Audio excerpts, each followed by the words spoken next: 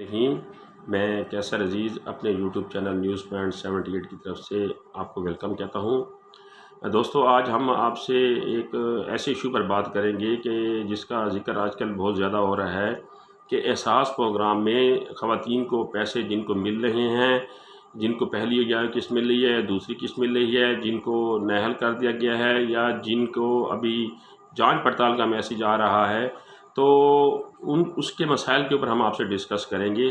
तो पहले मैं आपको ये बता दूं कि हुकूमत ने जब ये एहसास सर्वे शुरू किया था तो 12,000 का इन्होंने एक टारगेट रखा था कि हर खातून को जो है शादीशुदा खातून को 12,000 रुपये दिया जाएगा अगर वो एलिजिबल हुई, अगर वो अहल हुई सर्वे के मुताबिक।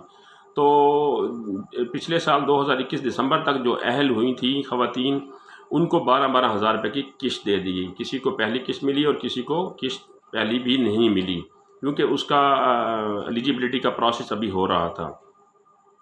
फिर हुकूमत वक्त ने 12 से 13 हज़ार रुपये अनाउंस किया कि अब जो अगली किस्त आएगी जनवरी से जून 2022 की, उसमें 13,000 रुपये दिया जाएगा। फिर उसमें इजाफा करके उसको 14,000 रुपये कर दिया गया। अब जनवरी से लेकर जून तक की जो किस्त आएगी वो 14,000 रुपये की किस्त होगी। और अक्सर ख़वातीन के साथ ये भी हो रहा है कि वो जब किस्त लेने जाती हैं तो उनको 12,000 रुपये थमा दिए जाती हैं, जबकि ऐसा बिल्कुल नहीं है। वो अदायगी सेंटर में अगर कोई नुमाइंदा आपको 12,000 रुपये दे रहा है तो उसी वक्त आप प्रोटेस्ट करें, वहाँ शोर मचाएं और उनको ये कंप्लेन करें कि मेरा 14,000 रुपये है, मुझे 12,000 रुपये क्यों दिया जा रहा है। तो मौके पर ही आपका मसला हल हो जाएगा, आपके प्रोटेस्ट करने से, आपके शोर मचाने से। दूसरा, ख़वातीन को ये मसला पेश आ रहा है कि जिन्होंने पहली किस्त ले ली, पिछले साल पहली किस्त ली और 2022 में अब वो दूसरी किस्त ले रहे हैं, तो उनके बच्चे सरकारी स्कूलों में पढ़ते हैं तो उनके वजीफ़े भी शुरू हो गए हैं और उनको वो दूसरी या इससे अगली किस्त के साथ वो वजीफ़े की रकम भी मिलना शुरू हो जाएगी।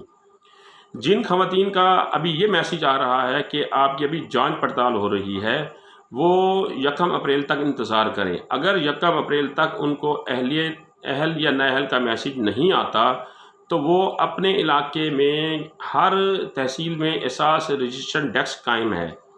आप अपनी तहसील में एहसास रजिस्ट्रेशन डेस्क पे जाएं और उनको जाके ये बताएं कि हमारे पास मुसलसल ये मैसेज आ रहा है कि आपकी जांच पड़ताल हो रही है, तो हम अहल या नाअहल करने का मैसेज क्यों नहीं आ रहा।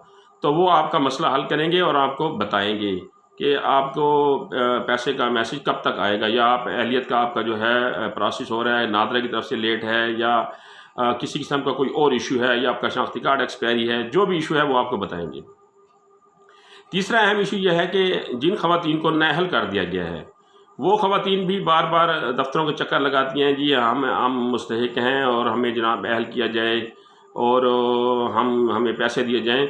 तो वो ये बात ज़हन नशीन कर लें कि अगर आप एक मरतबा नाअहल हो गए हैं और उसमें नाअहली की बेसिक जो वजह है, जो सबसे अहम चीज़ वो काउंट कर रहे हैं एहसास वाले, वो ये कर रहे हैं कि आपका और आपके खावंद का पासपोर्ट अगर बना हुआ है, उस पासपोर्ट के ऊपर अगर आपने सफ़र किया है तो ठीक है, नहीं किया तब भी आप नाअहल हैं। अगर आपने सफ़र किया है तब भी आप नाअहल हैं।